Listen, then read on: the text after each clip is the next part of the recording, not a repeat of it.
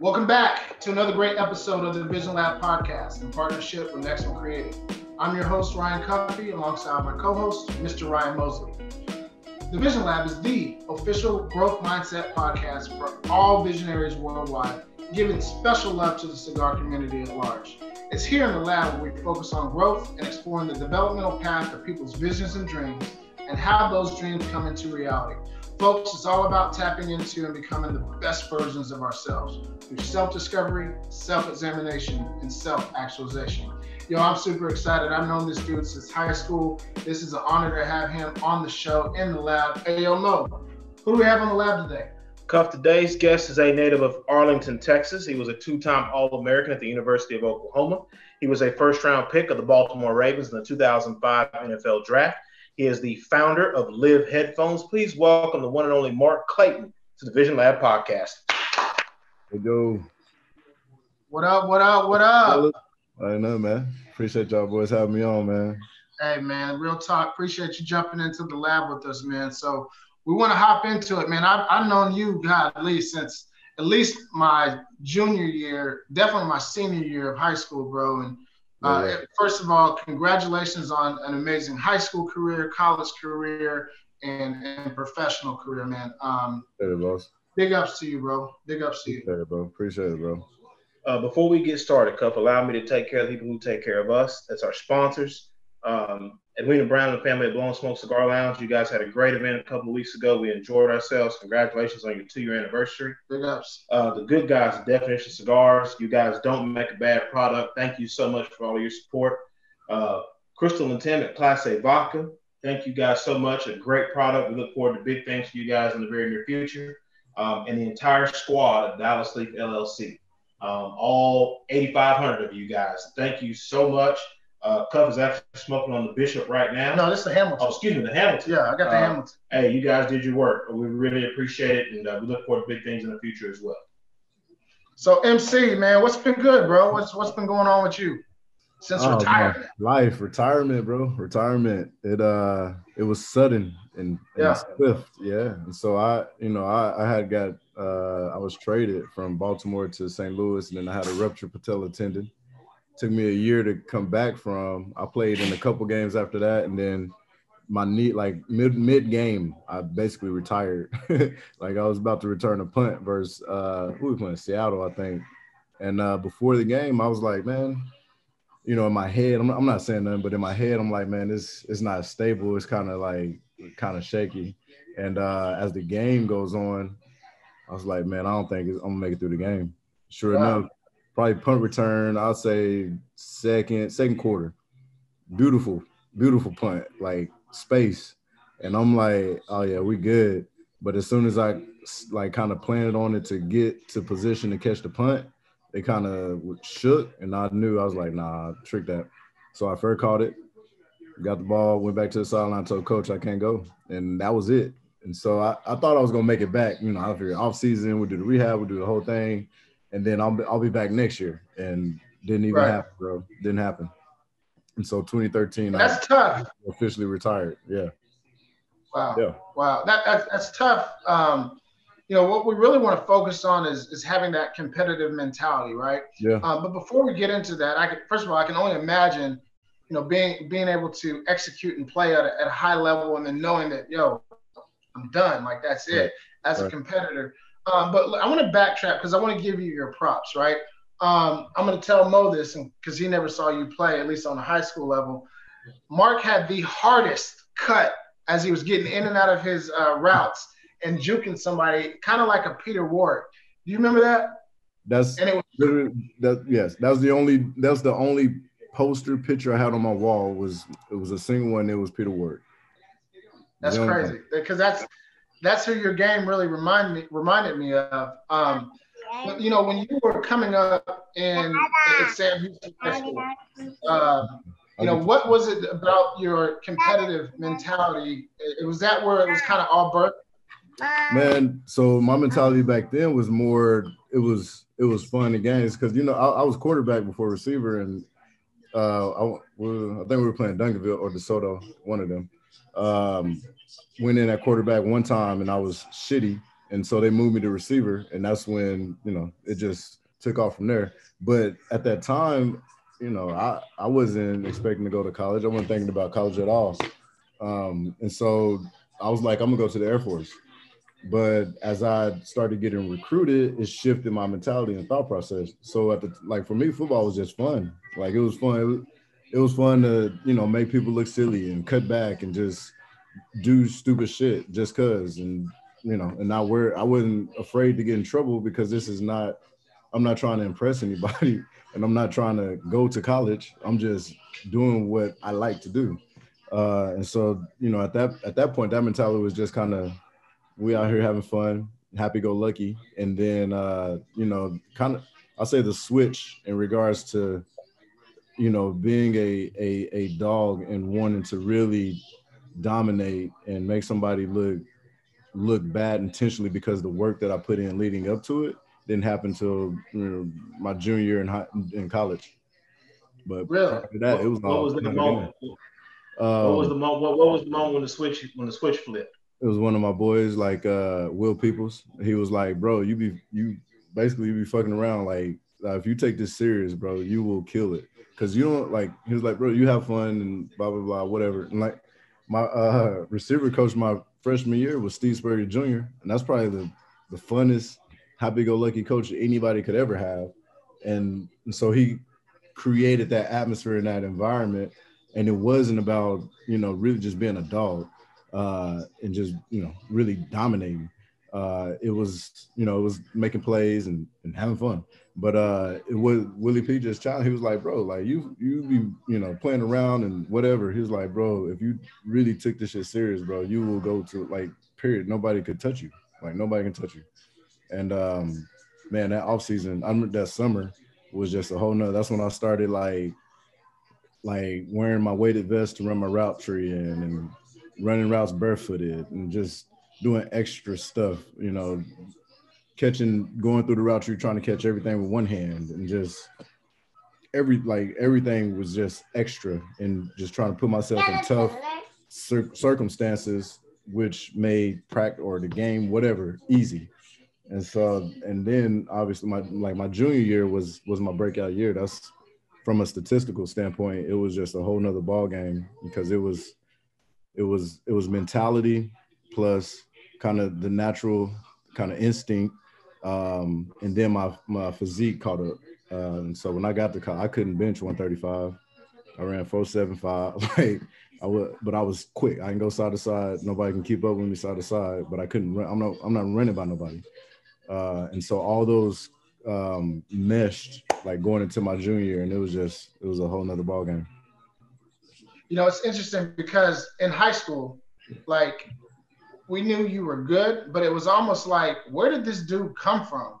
Because like you said, you were playing quarterback, and I didn't even know that Sam had a elite receiver like that. Like, I remember, what is it? Otha was y'all's quarterback.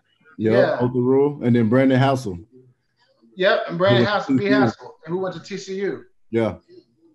But what was crazy, bro, is like, I remember and I probably still have this in my parents' house. There's a newspaper expose on like all the talented athletes across the DFW Metroplex, and I remember looking at that like, who's this dude, Mark Clayton? Like, I had never even heard of you, and honestly, bro, this dude comes out of nowhere. He's balling. He gets his full ride to OU. So it was amazing watching. Anytime you can see homegrown talent go out and do their thing, you regardless of wherever they end up, right? You're always rooting for them because that was District 8-5A for us, 7-5A or whatever it was back then. Right. So, so you got to OU. You realize that, hey, I got a lot of talent, and your partner says I'm BSing around, whatever. Yeah. Your junior year, you get into really just tapping in from a different mentality, right? And you kind of talked about putting in that extra work. Right. How did that transcend your game from that and having that level of focus to where you can now be performing at your optimum level? Dude, it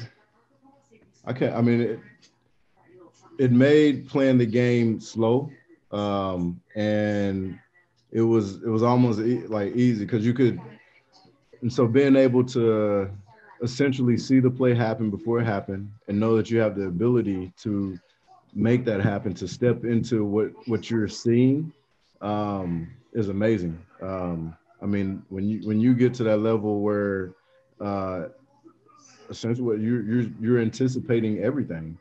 You know kind of what the DB is thinking and what he's going to do based on the preparation. You know what where the safety, like you just kind of know what's going on defensively, and obviously you know what you have offensively, and so it makes the game like it's awesome, bro. It's just a level of power that you have as an athlete, mentally, that lines up with your physique, what you can do physically, that just takes over. And it I mean, obviously the stats and all that stuff come with it, but man, it's a personally like it's a great experience to have, to know that you put that work in, and not only your study but what you did in practice and what you did in the weight room, and now all that's coming together, and you're getting the results. So speaking of putting things together, a lot of our visionaries that listen to the podcast every Tuesday at 11:30, Yeah. a lot of them haven't played or on a high level, right? So Right. how does your not only your professional background in sports and that mentality, how does that transcend over to the business world? Uh, so in all of those aspects, hold on, let me get this light situated. Give me one. Let me turn on this.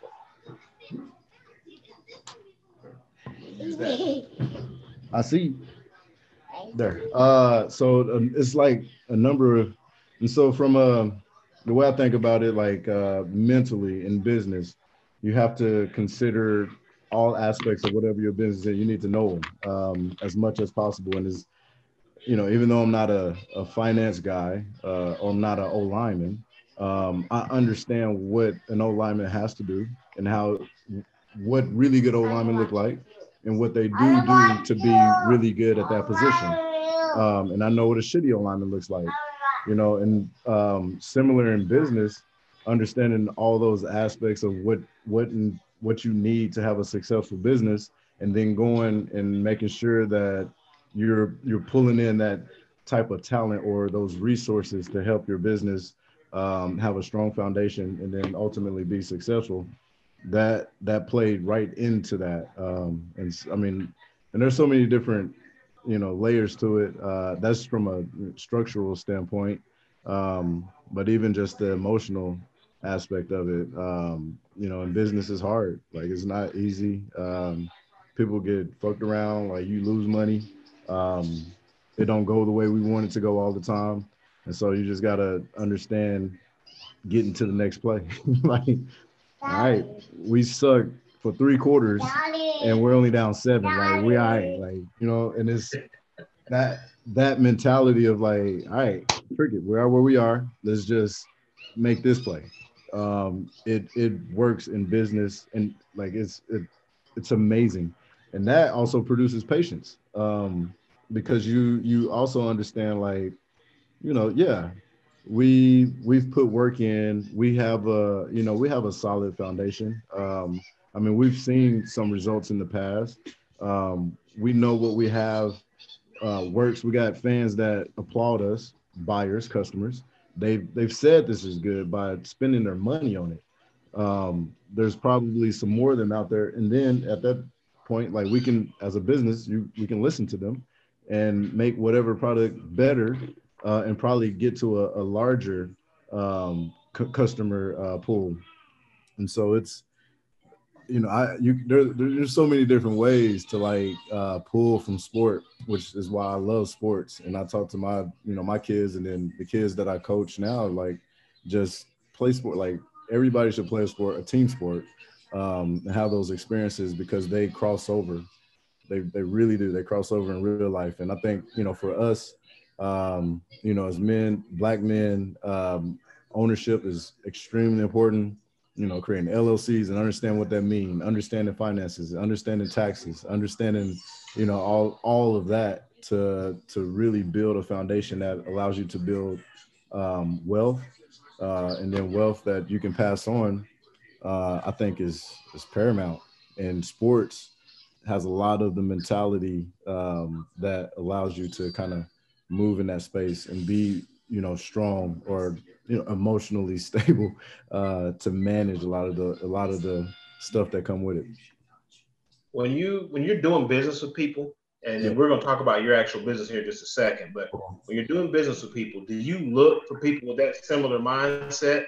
Because I think one of the things with the three of us, and we all got athletic backgrounds, like if you've been in any type of legitimate program, you got a different level of competitive nature, you got a different level of stick-to-itiveness, a different level of kind of going after it. When you encounter people in the business world, do you look for people with that similar mentality, or have you kind of opened up to where you'll take somebody from any type of background? Because everyone can't work with athletes. True. I mean, it's the same thing. Like all receivers are different. Receivers have different mentalities. Linemen are different. Linemen have different. There's a lineman that, for example, playing with Jamal Brown, he was he was insane, like dealing with him. And I've heard the stories. Oh my God, like yeah, bro, he was crazy. And then there's Vince Carter, who's a bookie and home all the time and trying to get married at 19. Like, and Jamal total opposite. But they work together well. And I think when you think about business, part of it is finding, like you said in the introduction, about being essentially self-aware, knowing thyself. Like you got to know yourself, and in business you got to know and be honest about what you suck at. Like I'm not good at that, and be okay with somebody coming in and being better and suggesting and taking the lead on certain things. Because I know, like as athletes, for me, it's like a hit to my ego sometimes to admit that I don't know that good. Like I'm not as good at that as I am at this. But what it does is allow for the team to flourish, allow for the business to flourish. And so I take everything is essentially a sport analogy. But it's having those different thought processes, those different personalities that look at a certain thing and see it from different perspectives that can, help really get the most out of whatever the business is, I think is very important. And so they talk about diversity of minds, I think is really key in business too. I love that. And you know what I love? I love that you talked about, the self-actualization and being self-aware. From a personal perspective, like I wasn't a shifty, cutter when I'm running my routes, right? That's not what I did, Right. You, on the other hand, can turn on the drop of a dime, right? I'm gonna try to run you over because I was bulky, big, that slot receiver type. So it's about knowing who you are, right? If I get out there and try to juke you, I'm gonna tear an ankle or ACL or something, right? Right. Yep. So when you got into the business world, when was it that it clicked on, like, hey, this is who MC is? Like, I don't know X, but I do know Y, and I'm gonna focus on Y and figure out who can be the X for me. Shit. Recently, like I'm just not literally getting to the point where I'm like, no, I need this, I need that. I know exactly what I need now to build this company for real growth. So I started, this company, and the project essentially was a self project. My goal was after I ruptured my patellar tendon, I did a lot of rehab, and a lot of that rehab was done in the pool, and I wore beats.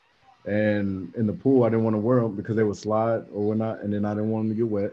And so I was like, man, I want an over ear that's as loud that I can just do my pool workouts in. And so that started the journey, and I was like, man, I'll figure out how to make it.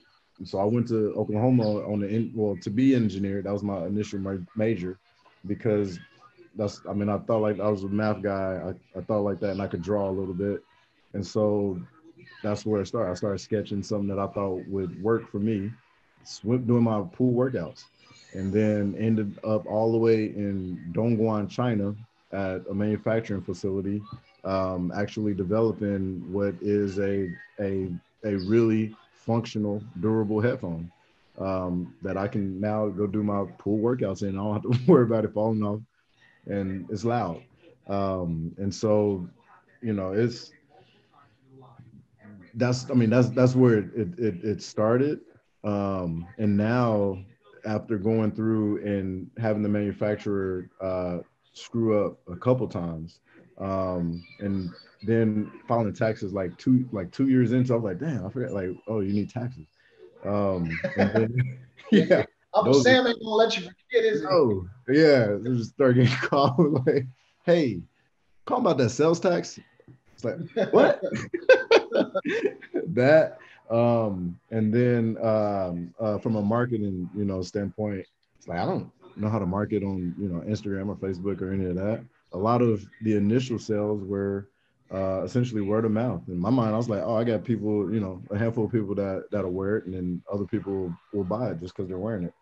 And so it was like, no, that's not the way to build a sustainable, repeatable supply chain in business.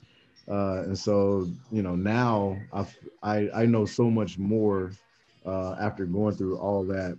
And so, I was fortunate to sell a few headphones, and clean up, the tax stuff, and then get, or am in conversation with a new manufacturer. But I know more how to manage the manufacturing process hands-on, because of that experience. And then, at the same time, from a marketing standpoint, I know exactly where to go, and what group does really good, because I've seen them work with other groups. I've seen them work, for myself. And so taking those lumps and bruises pretty much beat me down to the place where down here, I have no problem saying I can't, and it's okay. I'm not that guy. I can't do that. I'm not good at. I could do it, but I'm not going to be the most efficient at it, and I'm probably going to fuck it up because I'm not that good. And so let's find somebody who is really good at that, and so we can get it built and built fast, and that way the business can go fast. What's the actual, I mean, we've kind of opened this door in regards to your headphones. For those out there listening, go ahead and tell us, what is the actual name of your line of headphones? So the line is Livv brand. And so Livv, it came from when I was in Miami, and I had a free runner kind of do the first test. And so in my thinking, I was like, I wanted something that was secure, like super secure, like you can do whatever in them. And so I figured a free runner got it flips around all the time. Like if he could wear it and it stayed there while he was doing all that stuff, then we're gonna be all right. And so as he was doing his test and all that stuff, he was flipping around, and they stayed put, for a lot of his routine. And then at that point for him, he was like, bro, like I never, of course I never thought about wearing no over-ear headphones to do any of the shit that I do. And then he was like, man, yeah, it's crazy because I feel free because the music's louder than the in-ear. And so I feel free, like I feel good, like, I could just I can live, and then I was like, yeah, like I like that, like Livv. And then from there, I was like, bro, it's gonna be called Livv, like that's the name of the company. You spell it differently. You spell it with two V's. Why the two V's? At first, it was gonna be kind of like have a little French feel to it, but and so I just exaggerated on that, and I couldn't get Live, and so yeah. Somebody already had that. Somebody had Liv, and somebody. And so at that point, I was like, "Look, we're gonna do two V's. We're gonna emphasize the V, and that's what it's gonna be." You in high school, you looked at going into the Air Force. You started to take your athletic career more seriously. Yeah. Catapulted you to OU. You had a stellar career at OU. Your junior year, you say, you know what, I'm gonna really take this seriously and give me an opportunity to make it to the league. You parlayed that into, a successful career in the NFL, and now you're sitting on Livv, right? Yep. Did you ever see yourself at this point where, look, I'm going to be a business owner of whatever product? No. Was that ever a vision of yours? Not at all. I was football, like from that junior year on, I was football, 100% football. Like that was it. I was one of the guys who coach never had to tell me nothing. Like if anything, they like Coach Fossil told me, he's like, look, you're not gonna be able to work that hard and last the whole season. I'm telling you. Like I would go in, after our game and do work, and then I'd be in there Monday and I'll go run routes. And then on our off day, I would just go catch balls, or I would go do like stances, just little stuff. But I was pretty much insane. Like I'm always doing something. He was like, bro, you're gonna have to pump the brakes because it's a long season and it will absolutely catch up to you. And so like I was in that space, and I know, our deal was talking about competitiveness. From a receiver standpoint, for me, it was like kind of trying to tap into that Jerry Rice mentality where I know I'm good because I'm here. Like I got, drafted in the first round. I'm here, but it's not enough. Right? And I'm in Baltimore. They don't do receivers. So I got to be extra good here to do anything and have any type of stats here, which actually didn't happen because they don't do receivers. I'm gonna find out schemes matter. Schemes fucking matter, bro. So but apart from that though, for me it was like I'm gonna put this work in at a crazy rate, and I was like, it's gonna show up on the field. But yeah, it was tough. So the headphones are out now, right? And by the way, what's the website everybody can get them? Yeah. How can we get it? So the site is Livv Headphones.com. Livvheadphones.com. Yep. What do they retail for? Retail $149.99 right now. Gotcha. So now you got this baby off the ground, if you will, right? Yeah. Can you talk to the visionaries, and you touched on it a little bit earlier, but can you talk to the visionaries about just the legwork and the behind the scenes stuff of like putting your hands in the dirt just to get it off the ground, let alone now to, like you say, you're at a space now where you really feel like you got a handle on you, so you're trying to make the jump. But for those listening who are trying to get something started on their own, can you talk to them about some of the lessons that you learned on the way up? Man, and so I was fortunate to be able to, to have the money that I did. Now the tech space is an expensive space to play in. It's an expensive entry fee, I'll say that. And so, in the beginning, it wasn't so much about building a tech company as much as it was about building one headphone that I could go and work out in. But as those expenses started adding up, just to build one headphone, like a working, production grade headphone, it was like, I was like, damn, this is really, really expensive. And I didn't, have the expectations to sell millions of headphones out the blocks. And, with that, it was, I wasn't looking to have anybody from the headphone space be on my team, nor was I looking to pay anybody the amount of money that would take to pay somebody from, say a JBL or a Bose or, Beats at the time to come in and, run this thing, which is hindsight, I'll absolutely do that today. But I'm glad I didn't because I learned a lot. And so going through iteration after iteration, dealing with design, our design firm, and then actually spending, weeks in Dongguan with the manufacturer and going back and forth on parts and, materials and what works with what and then colors and, all of this stuff I wouldn't trade that for the world, man. And then to look at what I missed in regards to making sure the product was as good as possible as an MVP.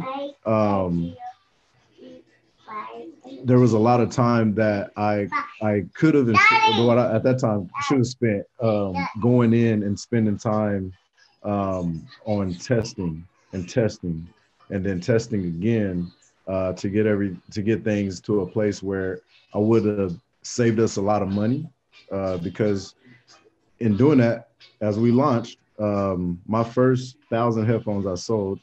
After that, I started getting messages that were like, "Hey, I'm getting a noise coming from my headphones." Like, all right, what is it? Explain it, blah blah. We're going back and forth, and then they would send a video. I'm like, what? That's crazy. And then the thing that set it off was a message from a Tinker Air Force Base. So a guy that worked at Tinker Air Force Base in the IT department sends me an email and says, "Hey, I think there's a virus on my MP3 player because you could upload files. There's an MP3 player on headphones. I think there's a virus on the MP3 player." It's like, wait, like what? And he's like, "Yeah, there is actually." And so he's send screenshots of his scanner and what it picked up. And then on our end, we had to essentially go through boxes of headphones and try to see if there was a virus. Sure enough, around every fourth or fifth headset, Trojan virus. Wow. Terrible. And so, that was having to reach out and, hey, we'll switch your headphones, and you have to go down that whole rabbit hole of customer service, making sure they're good, making sure they didn't upload anything, and then dealing with the manufacturer. We can't take any more headphones, like, because out of that factory is a virus. And so we had to go back. We flew back over there, and then they went through all their systems, and sure enough, they found where the source, and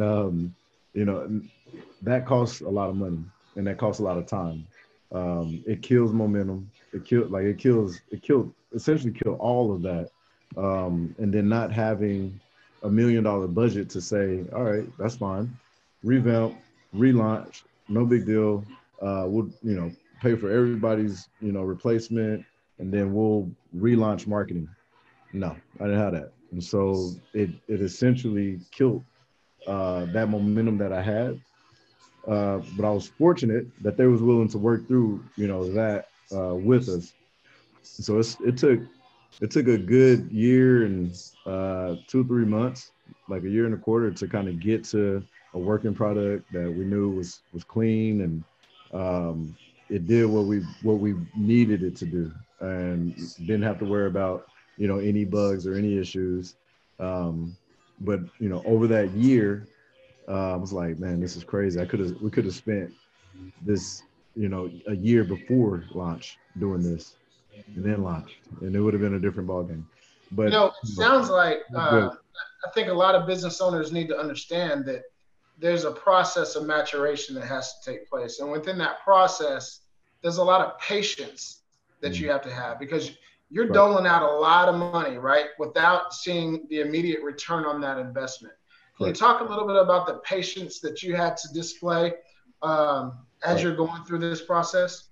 Right. Yeah. I mean, I would say it's forced patience, because I still believe in the project, the concept, the idea of having a what now I will be marketing as a versatile headphone, one that is secure, but one that is also for regular, like traditional use.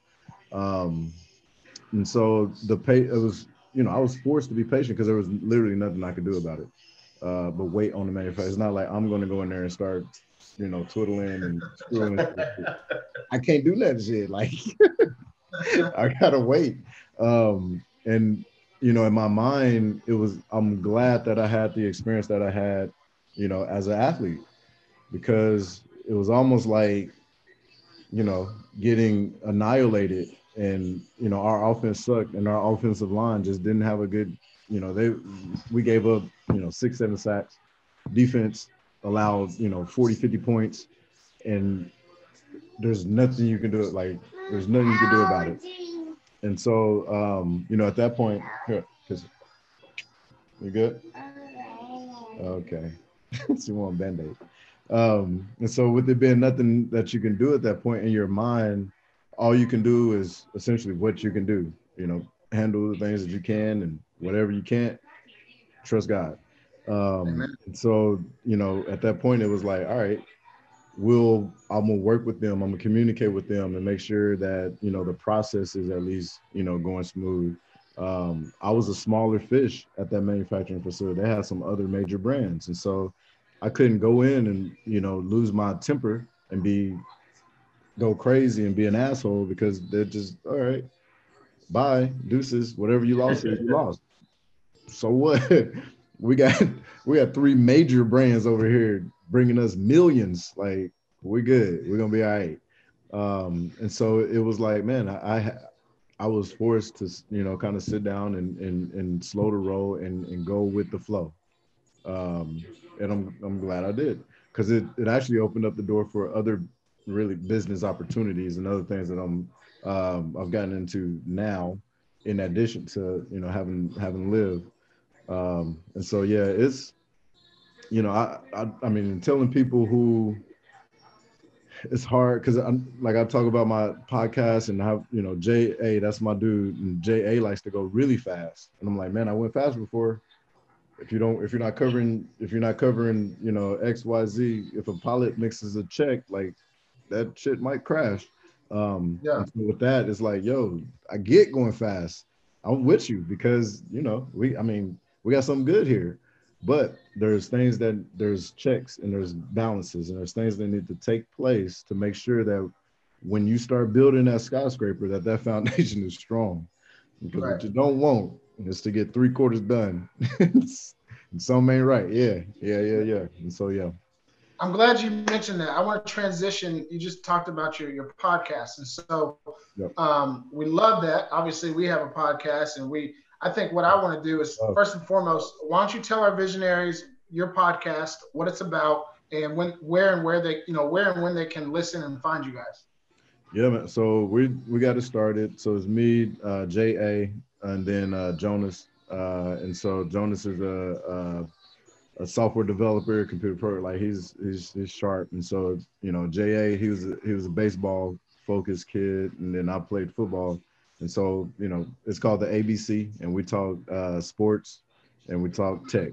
And, you know, all of our backgrounds have tech involved in it. I have lived in supply chain management, and some software, you know, development kind of experience. And then Jonas would, you know, then that programmer and so on and so forth. And JA, he's actually working and building a company, a VR company, which is really awesome. And so we talk sports, tech, and, you know, we have a drink, man, and then we talk some random shit, man. Like, we just, you know, throw stuff out there and we have fun and just get it. And then we'll have guests on here and there. And that's about it. It's just a fun little afternoon show, Wednesday afternoons. What time does it come out? So we go on Wednesday at noon on YouTube. We got our YouTube channel called the ABC Podcast, and I think I'll probably start going live on my Instagram, and then we'll live broadcast on YouTube, and then we'll have my live as well.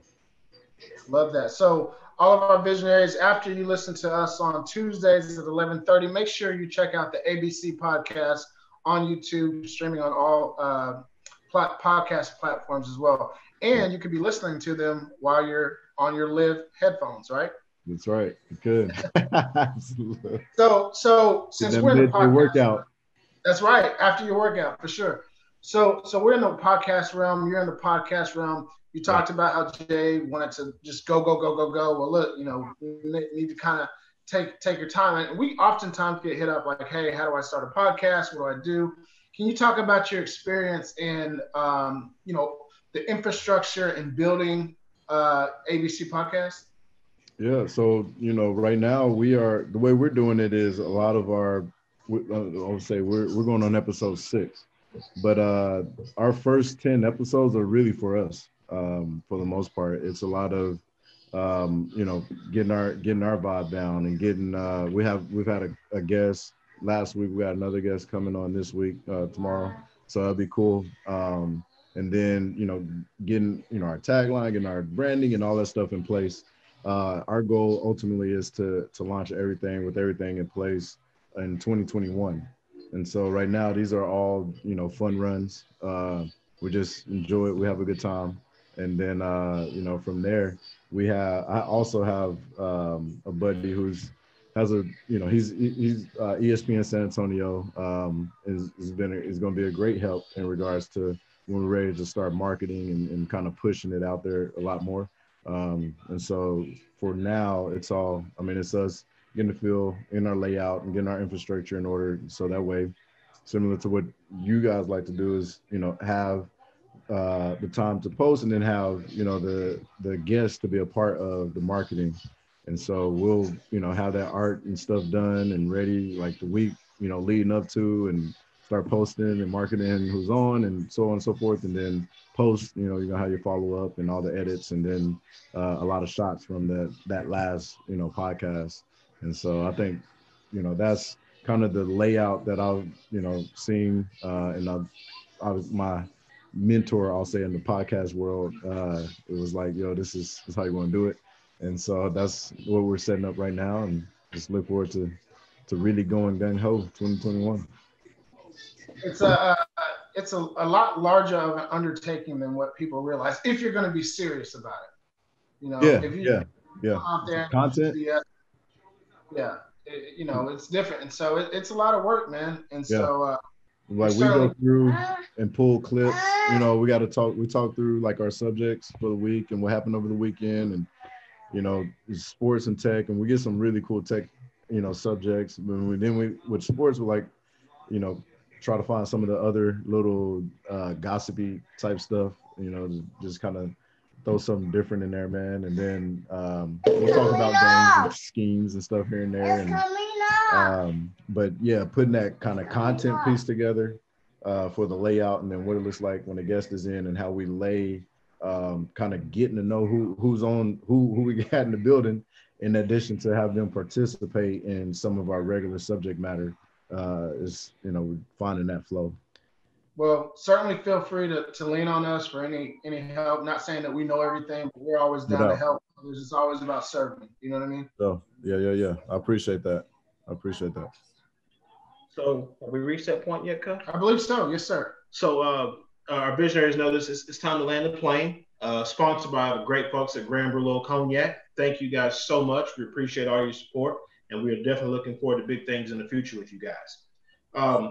One of the questions we ask everybody on the show, Mark, is if we put you at a round table, and there are 5 other seats, who else do you want at your table? The only caveat, if I can use that word, is that you can't have Jesus or whoever you believe in as your higher power at the table. Okay.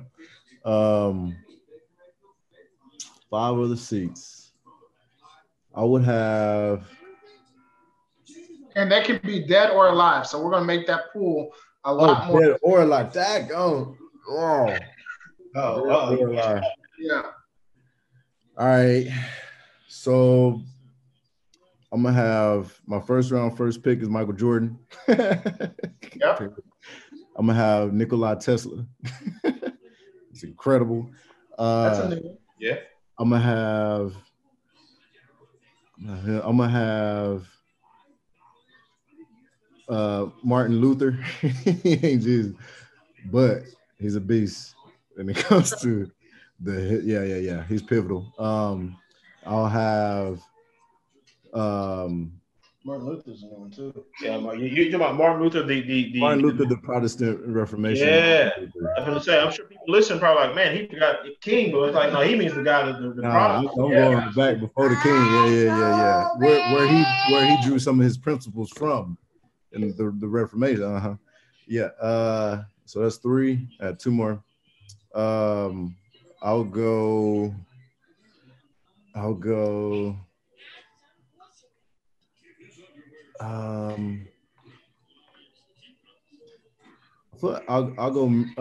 Marilyn Monroe. Oh wow, that's the first one in nearly 100 episodes. You're the first person to say Marilyn Monroe. Why?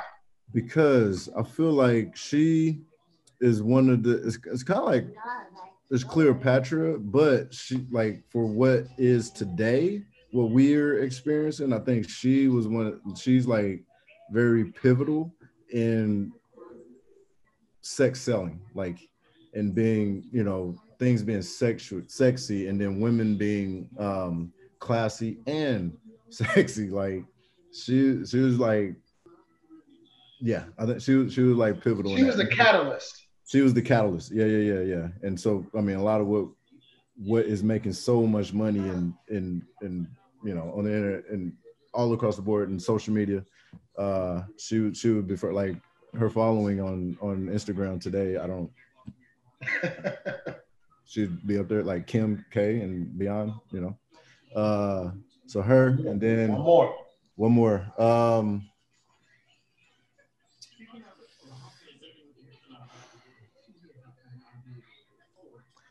I would do probably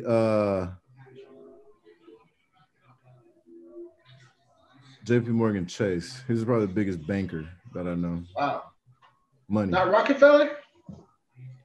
He's not money. I mean, he's money, but he's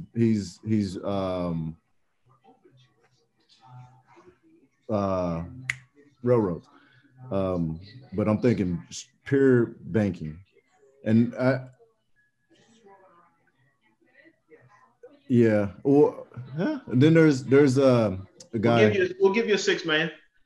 6 man. Well, no. Well, okay. All right. Here's my 6 man. My six man is Jamie Foxx. That's a good one. Gotta laugh. Yeah, my 6 man is Jamie Foxx. He's so talented. Like, he's ridiculously talented.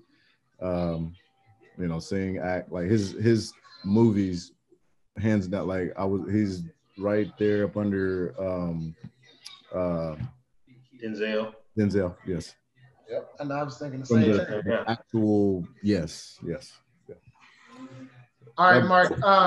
For all of our visionaries that are tuning in, how can they get a hold of you? How can they follow you on social media, your podcast? You got a number of different things. So you got a laundry list, websites, everything. How do they get a hold of MC? All right. So, okay, boo-boo.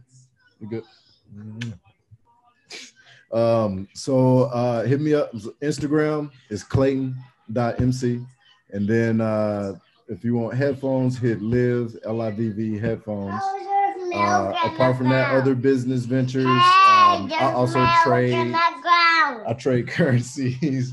I help out at a high school now. Into real estate. I'm all across the board. In addition to tech. And you can hit me up on clayton.mc on Instagram. That's where I'm at mostly. Is there a website for the headphones? Livv Headphones. Yeah, Livv Headphones. All right. So, what's the long-term vision for one Mark Clayton? Man, to build I want to build a portfolio of business that includes real estate, digital currency, growing, or just being in the marijuana space, and then I wanted to spend time helping out at a high school. All right, final question of the podcast, and before we land the plane, shout out to your baby girl who is making a guest appearance in the lab.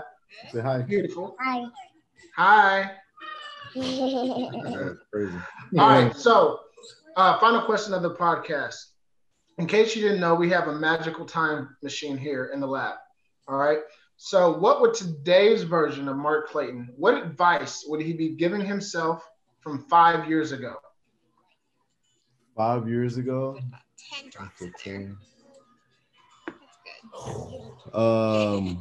The first one would be buy Bitcoin. Nah.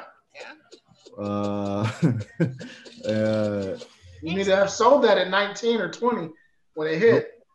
Oh, yes. And then you need to have sold it in 17 and then started buying it back in 18.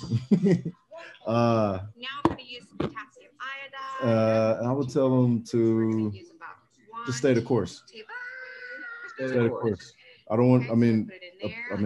think some things in life you need to experience. Like, you have to go through that experience, and it needs to happen authentically. But I would tell them to stay the course. That's how you know it's saturated.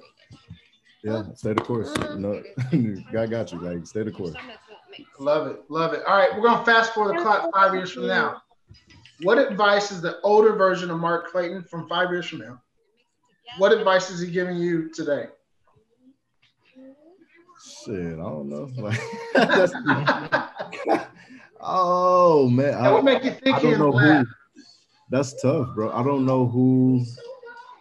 Like, I didn't know that I was gonna be who I am today at all. But so I don't. 5 years from now, all right. You okay, boo? Here, go get it. Go get it. Let's see. I hope he's telling them, like, bro, all the investment, everywhere you put your money hit. Like 100-fold.